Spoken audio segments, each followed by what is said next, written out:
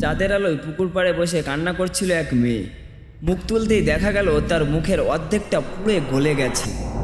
গ্রামের পুরানো পুকুর পাড়ে সন্ধ্যার পর কেউ যেত না, কারণ মাঝরাতে গাছে উঠে বসা, কখনো জলে নেমে সাদা শাড়ি পরে স্নান করা, এমন দৃশ্য অনেকেই দেখেছে। এরপর একদিন এক যুবক সাহস করে সেখানে গেল। তারপর সে দেখল পুকুর পাড়ে একটা মেয়ে বসে আছে, আর তার চুলগুলো ভিজে এবং তার শাড়ির আঁচলটা জলের উপরে ভাসছে।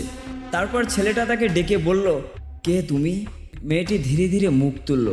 তার মুখের অর্ধেকটা পুড়ে গলে গেছে, আর তার দাঁতগুলো হীরের মতো চকচক করছে। এরপর মুহূর্তে সে জলের ভেতরে তলিয়ে গেল। তৎক্ষণাৎ জলের একটা ঢেউ এসে তার পা জড়িয়ে ধরলো, যেন সেই জলে তাকে ভেতরে টেনে নিচ্ছে। তো বন্ধুরা, ভূতের সব এরকম ছোট গল্প বা বড় গল্প অথবা সত্য ঘটনা শুনতে চাইলে অবশ্যই আমাদের চ্যানেলটিকে সাবস্ক্রাইব করুন। আর এই ভিডিওটি যদি ভালো লেগে থাকে অবশ্যই একটা লাইক আর একটা কমেন্ট করে দাও। ধন্যবাদ, দেখা হচ্ছে পরবর্তী ভিডিওতে।